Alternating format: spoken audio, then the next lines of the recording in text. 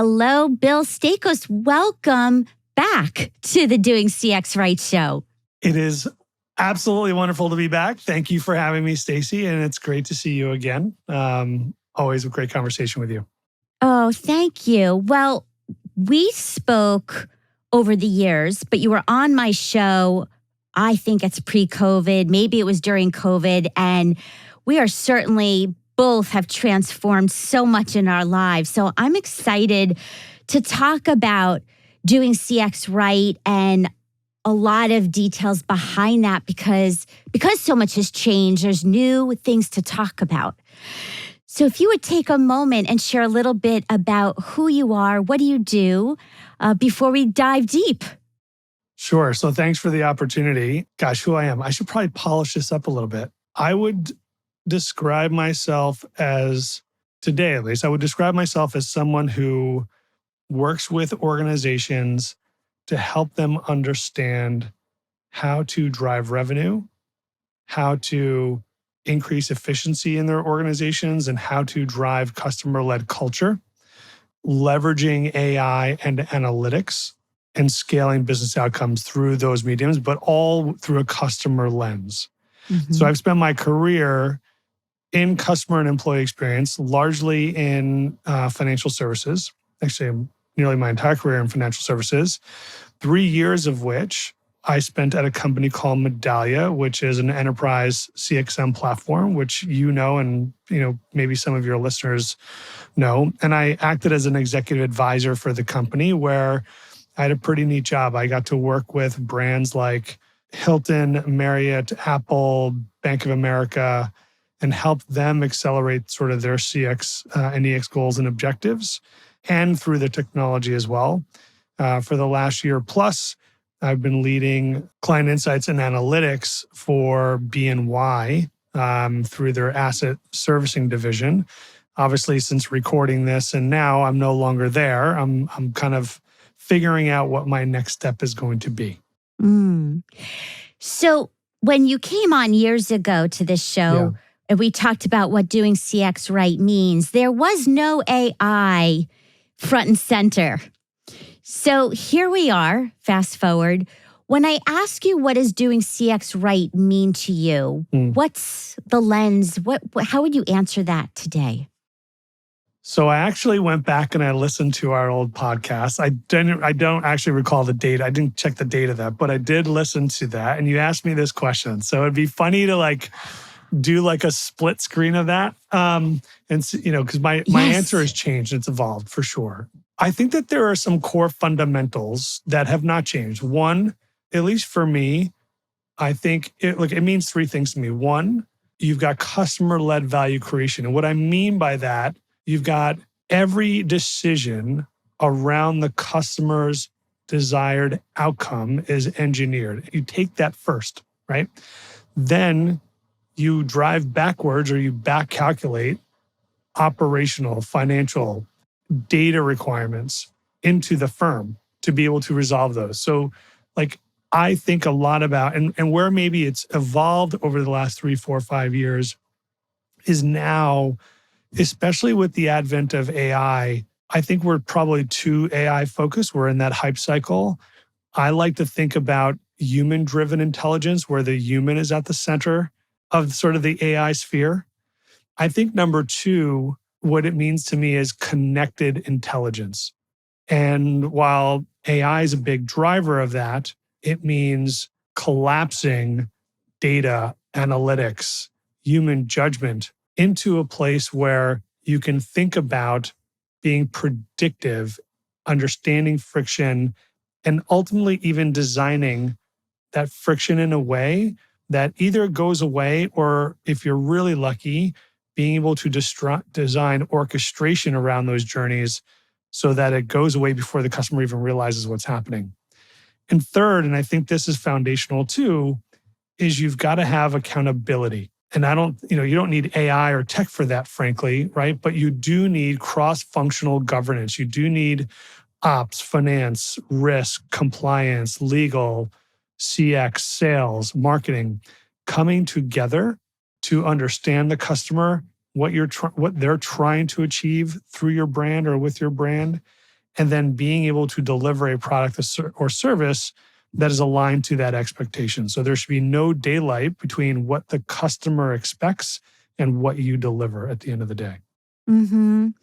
So in order to achieve that, and I want to preface that there are listeners here who are CX experts in the customer service field, working it every day, but there's also people who are first entering the field. So I want to make sure they understand what we're talking about as well. And if we let's talk about journey management and even further define when you said orchestration, right? And so let me peel back the onion a little bit. Yeah. Many companies are fixing the individual problems in an experience customers have, but they're overlooking how every interaction connects from marketing to sales to support, which is what we're talking about, is that journey orchestration and actively managing the entire experience from across teams and channels in real time. So when companies take that approach, what is the opportunity for the business from your perspective? How do they actually do that connection that you're speaking of? Yeah, so a lot of that comes down to data architecture, data engineering, visualization of that data, and being able to piece together those multiple touch points across a journey. So let's just take in banking, the payments journey. You might use Zelle to pay a babysitter, right? Now, the journey starts it doesn't start when you open up the app, frankly, and you use Zelle to pay your babysitter. It starts before that. You have a need. You have a job to do, so to speak. You need to pay somebody. You open up your bank's app. You go to Zelle. You find them through your contacts.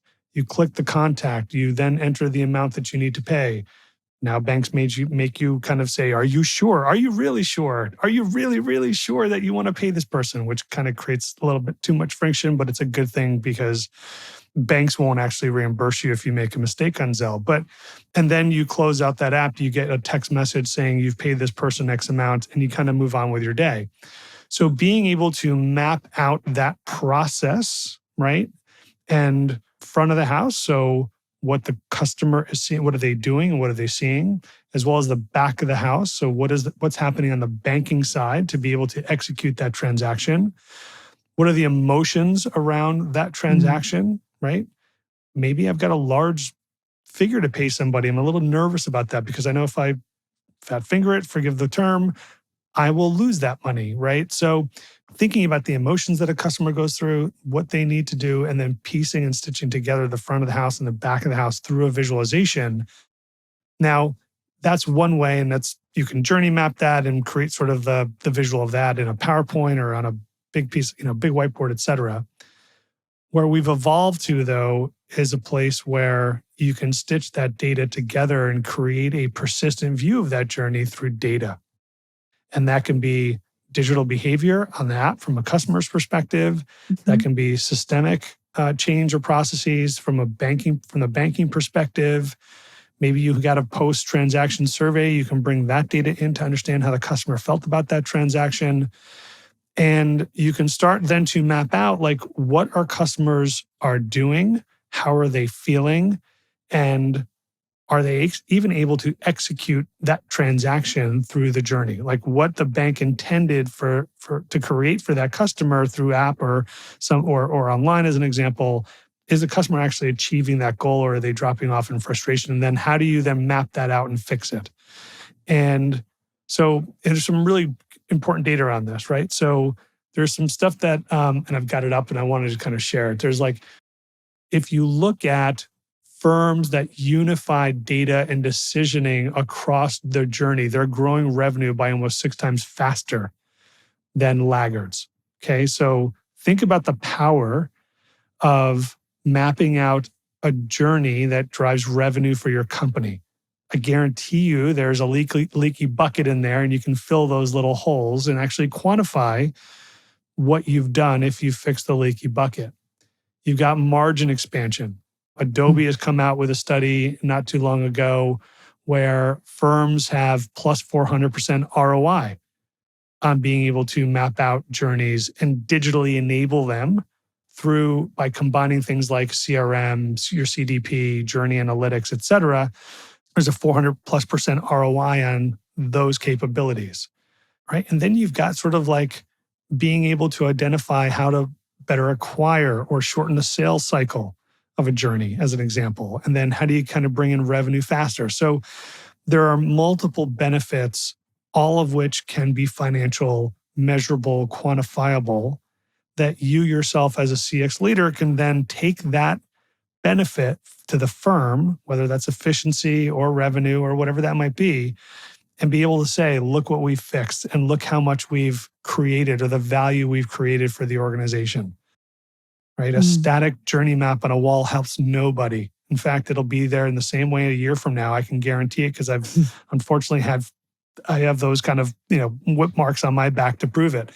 I think that being able to bring data into the journey, understand even how journeys connect, and then persistently feed those journeys with data to understand what you're improving, how much, and through where, and through which clients or customers, that's where the magic really happens. And making that quantifiable and measurable and persistent. That to me is where the real true magic happens. So people listening probably are saying, okay, wow, that sounds complicated. It is. It can be, and it often is. And so there are a lot of things that you can map in terms of the customer path. There is the communication flow. There is the offline to online shopping experience. Mm-hmm. There's so many different. There's the technology path. Where is it a human versus a bot, right? So how does one listening actually get started if they wanted to they're convinced this is an important part of doing CX right? So I always advocate two things. One is start small. I always advocate for identifying journeys where the firm makes the most money. In my 25 years plus doing this, what I've identified is, and this is pretty consistent across at least banks, and I'm pretty confident it's pretty consistent across companies generally. Yeah. Those journeys that generate the most revenue also have more money falling to the floor, meaning lost revenue, leaky bucket, et cetera, right? Customers falling out somewhere in the process, they don't complete a transaction, et cetera. So I always go where the money flows first. One, because it is absolutely quantifiable. And also, if you can fix something and show that you saved the firm, I'm making it up, $1 million, $10 million, $100 million, or saved, $100 million going out the door because you reduced churn, that to me gives you the street cred in the organization, gets the C-suites pretty much sitting at the front of their seats saying, okay, let's do more of this. And you're also talking in the business's lexicon. You're not talking about journey maps and CSAT or NPS. Frankly, nobody cares, at least from a C-suite perspective. They've got a strategy. They've got goals and OKRs against that strategy. They've got a board that they got to speak to. The board cares about revenue, costs, culture, risk. So by going to where the money flows, that work becomes very quantifiable and you're delivering results that are meaningful to the business. Now, you can design a new experience that is customer friendly and that you should do that, of course. But your goal, because you work for a company, is to drive a business outcome. That's how you get paid. That's how the business stays afloat. So, that to me is like two things that I would just advocate for. So digging further, when we talk about go where the money is in all the areas that you could look at, if you think about the journey, there's the awareness and learn, the buy, get, use, pay, get help. So can you clarify for those listening, how does one know where to focus in the different doorways that the experiences? Because each of those are micro moments. So when you say go where the money is, are you saying focus on the buying experience? or the customer service experience? Yeah, well, it's a good question. I appreciate you giving me an opportunity to clarify that. What I mean is, let's say you're Apple. Your biggest revenue driver is the iPhone, right? You have a journey or multiple journeys for purchasing an iPhone. I can buy online. Mm-hmm. I can go to apple.com and buy. I can buy it from my cell or mobile provider. I can go to my mobile provider store. I can go to an Apple store. I'm talking about mapping those journeys out. Like, what is the path for transaction completion for your largest revenue products or services? So if you map, and that's why I say go where the money is. Like, where does the firm make the most money? Then understand, okay, how do I get from $1 from my customer's pocket into the company's register? And then map that out. And if you start there, you're going to identify a whole bunch of stuff that A, doesn't make sense to you. B, likely it's the way the company's been doing it forever, and they've just been, not just lucky, but obviously they've got scale, they've got a great product. But you will identify friction in that process and help the company achieve more transactions, higher revenue, and happier customers because they're able to do what they wanted to be able to do in the first place.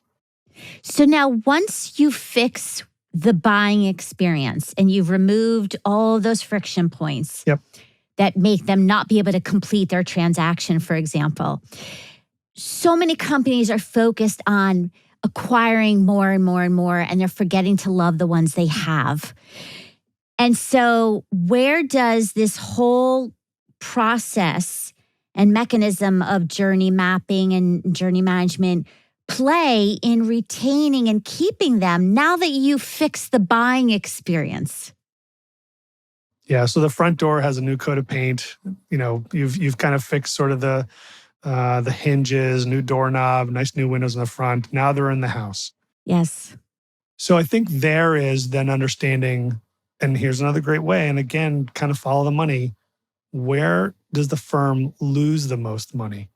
And identifying those friction points. Now, that could be something as simple as, you know what, we're getting a lot of phone calls around a product feature. Okay, not only are we losing customers as a result of this, because maybe you pick up that feedback through a survey, or you are able to measure usage and a customer stops using your product, but you're also getting a lot of phone calls maybe into your contact center or your support network or your support center. Those calls cost money. So if you can add up all of these sort of elements to say, okay, where is the firm spending a lot of money to do business? What's costing us the most? And journey mapping that out, then you can start to identify how do we make it easier for customers to keep being customers, but also help us do it in a much more economical way, right? So, and I know I'm all talking all about the money. Now, I will say also that a big part of retaining customers is also the employee experience. So is kind of bringing customers through the door. But like if you want long-term relationships, you've got to design employee experiences that help deliver lifetime relationships for your customers. Now, you don't need lifetime employees, but you need to give them the tools and the resources and the training and the compensation and benefits, et cetera, to make them happy enough to deliver the experiences that you want your customers to have when they're interacting with your brand every day. So there's two components there that I really think are important from a retention perspective. It's not just, here are the things, as an example, in my past life, we created churn models. We could predict which clients would churn with 75% accuracy. That's a big deal. Now, but that's just, okay, so what? We identified a client that could churn. How do we want to show up as an organization when we identify that client with potential churn? You just can't tell a salesperson or a service person, I've predicted this client's going to churn. They're going to say, well, what do you want me to do with that?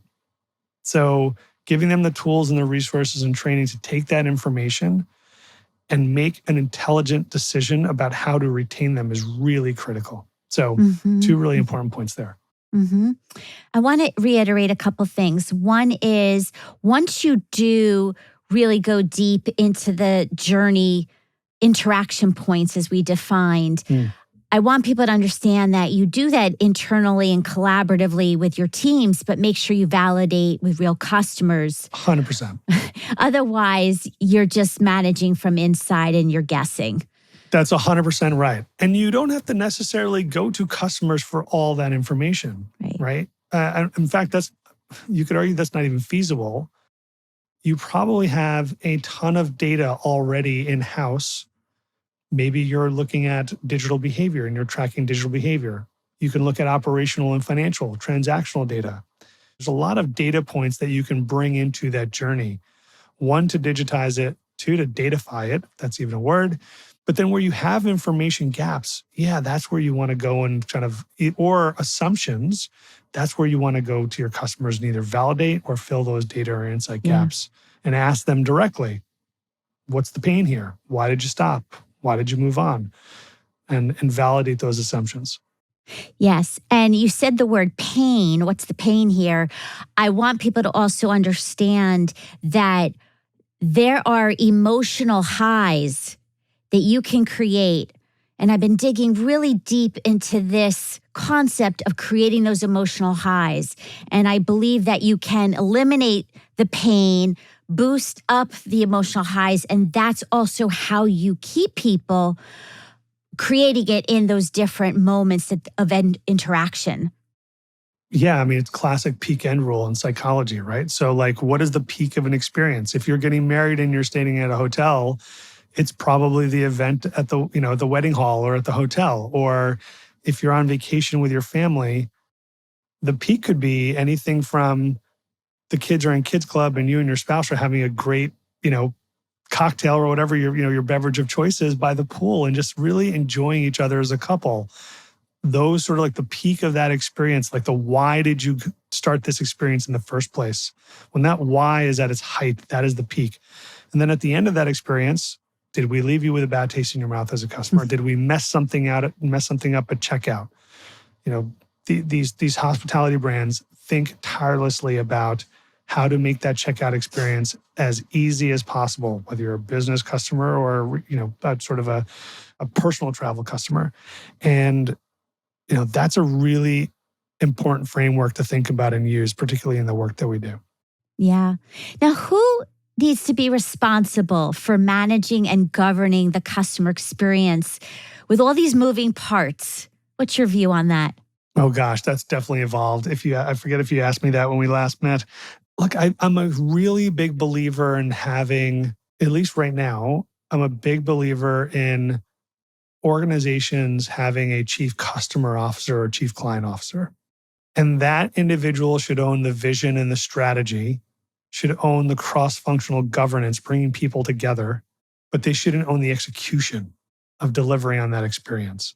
And some organizations are bringing together, and I like some of these business models, like McDonald's as an example, has brought together under their chief customer officer, I think Walmart too, functions like digital, client-facing operations like the contact center, marketing now reports in the chief customer officer. So someone who really owns that sort of post-transaction experience end to end and is responsible for it. Right now, they're going to work with operations, finance, risk, compliance, legal, and others to make sure that that strategy and that CEO as well, make sure that strategy and vision is delivered on. But right, this is, as you know, this is a team sport. It takes a village. And I'm a really big believer, and I know because I've messed up here in my career, where the team owned the experience, not the business. And that is a recipe for failure, because when the chief customer officer or the CX team owns the experience, you kind of take away responsibility or accountability from the business, like that client-facing organization, from owning it and delivering it. And once that happens, kind of all falls apart. What's your view on the next 5 to 10 years? We've got a lot more AI and wearables, and it's already shifting. So how does this all affect the customer experience? So I think let's just kind of, and look, this is a space that I think a lot about. I think let's just say by 2030, my expectation is that you will have a lot fewer sort of UI experiences or UI interfaces to experience.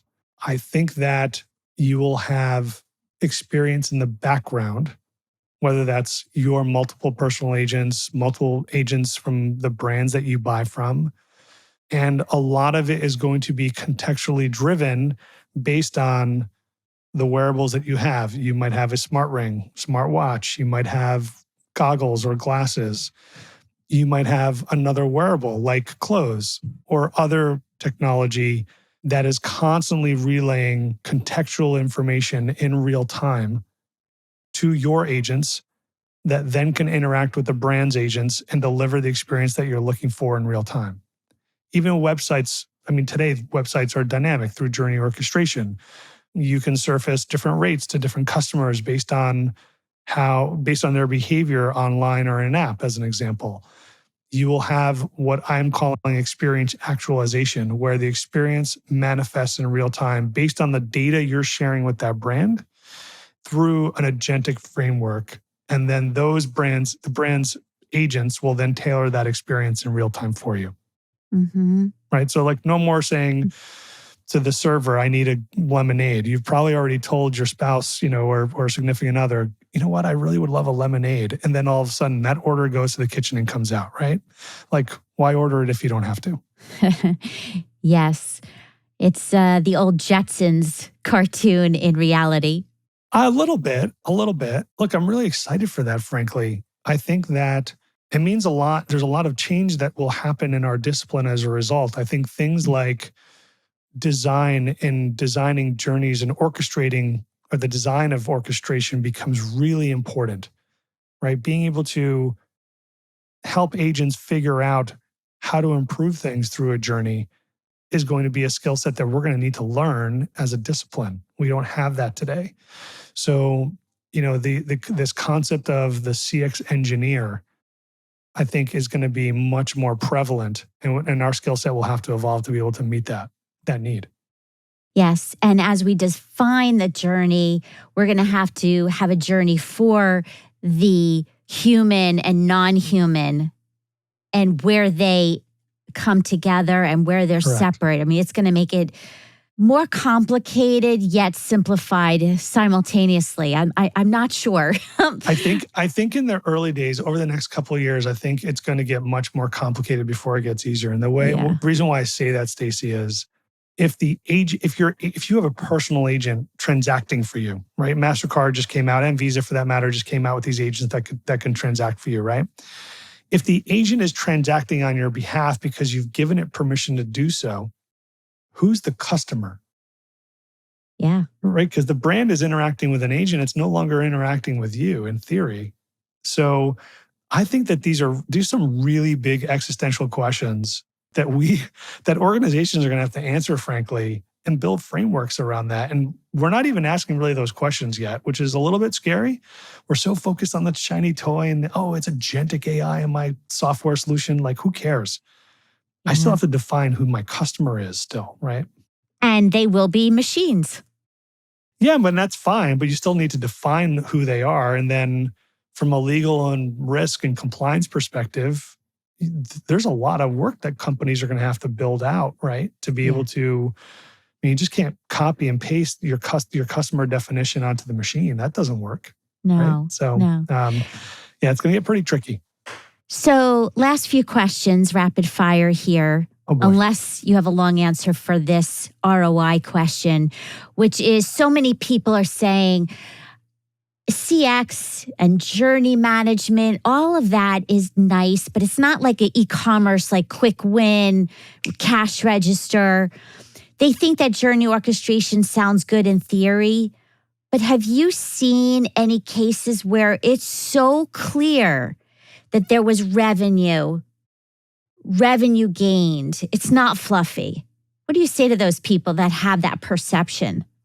I think that there are a lot of use cases out there that you can pull out from public sources that show revenue, efficiency, et cetera, gains through capabilities like a journey map.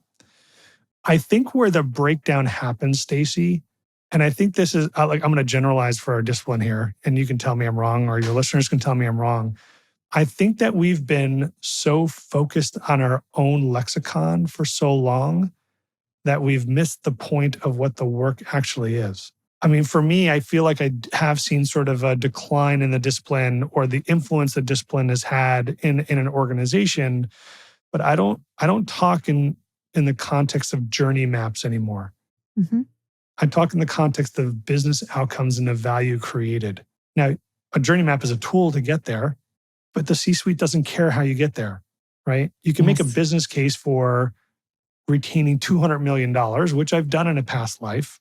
Mm-hmm. You can't do that without first understanding what is the journey a customer goes through, why customers leave, mapping that out, and then creating a predictive model around that to be able to front run customers that could be going down that path. So for me, it's about starting with the business outcome, talking in the language of your customer, which is internal, and then saying, well, we've got a toolkit. We can use different things. I won't bore you with the sausage making, but I can give you the end result. And you can even model that out, right? Yeah. You might know that 1,000 customers will leave at this point in the journey, and customers dropping out. And these customers in particularly who average $500 a transaction, that's $500K we think that we can bring back, or even just say, who cares, $100K, 20%, recouped. So you can kind of scope that out and put a number on it, and then use the toolkit that you've been trained on, journey maps, analytics, sentiment, et cetera, to then go and solve that business problem and solve it in a customer-friendly way. So for me, I think you got to start with who am I speaking with and what language will resonate with them? Sorry, this is a long answer. And then say, okay, here are the tools that we're going to use to get there. Absolutely. We use so many acronyms, especially in corporate, that even having been around like you, 25 years working in these brands, I'm like, what does that mean? It's irrelevant, right? And they use the terms outside with customers, not just, the internal speak. So what you're saying is so important. And I want people to remember that because it's part of the experience. If you're not speaking their language and you're using your own speech, you're going to lose them. And that's such I think a common practice that people don't think about. Last question too is leadership. Best advice you've ever received or given?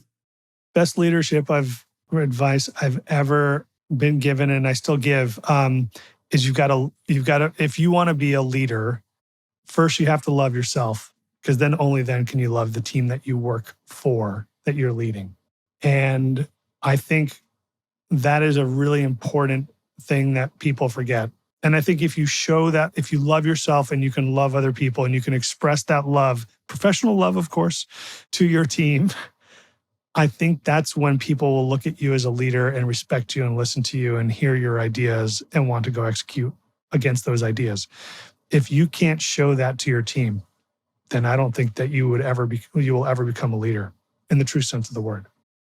Best answer, really, top 5 of my 180 something shows to point. Thank you. Really, because I believe that so much emotion does count. It does matter in business. And I'm on this rampage to make people realize that, because they're just so focused on the hard numbers and metrics, but they're ignoring that emotional piece. And so, yes. And also makes you a good parent too, for those that apply. That's right. Well, you gotta love your kids. You may not like them every day, but you gotta love them. Love them, and you have to really be healthy yourself to be able to give to others. Right. Exactly. And then last thing, perfect note to end on is my favorite question. If you could go back in time to your younger 20-year-old self, based on what you know now that you didn't know then, what would you tell the younger Bill? Oh boy, don't let fear stop you from anything. My mother would always give me the advice, everything you always wanted is on the other side of the door with the word fear above it. It was just something that always stuck with me that my mother would say. And there are things that I have not done because of fear. So Oh, don't let fear hold you back from anything that you want to do. I would tell myself that very same advice so much. I could spend an hour just on that topic. Totally. Well, thank you so much for being here. And I know that people will want to get in touch with you. So it'll be in the show notes. Yep. I will also put a link to the original conversation we had a long time ago. And it's really fun to speak as time has progressed. I feel like just in 3-4 years, it's like 10 years. It's that much change in the world. So thank you for sharing your wisdom and appreciate you. It's been my pleasure, and I really appreciate you having me on again. And it's always wonderful to see you and talk to you and continue to learn from you too. So thank you for all you're doing for everything in the CX community. So thank you.